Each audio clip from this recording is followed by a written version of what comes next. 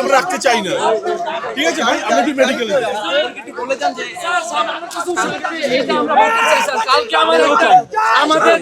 আমরাও চাই।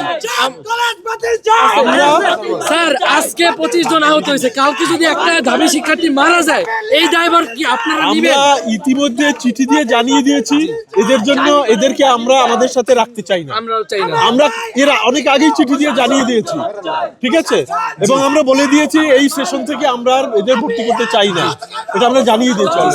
আমরা সেইগুলো নিয়ে কাজ করছি, ঠিক আছে, আমরাও চাই অতি দ্রুত এই কাজটা। ঠিক আছে ভাই। এখনো পর্যন্ত কতজন আহত হওয়ার কোনো পাওয়া গেছে? আমার কাছে এখন পর্যন্ত আমাদের শিক্ষার্থী প্রায় 8-10 জন আহত হওয়ার খবর আছে। 8-10 জন ঢাকা বিশ্ববিদ্যালয়ের শিক্ষার্থী? হ্যাঁ, আমার কাছে নাম সহ আছে।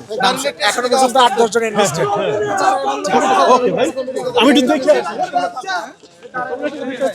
দেখে আসি। ওকে ভাই, চলেন ঠিক আছে।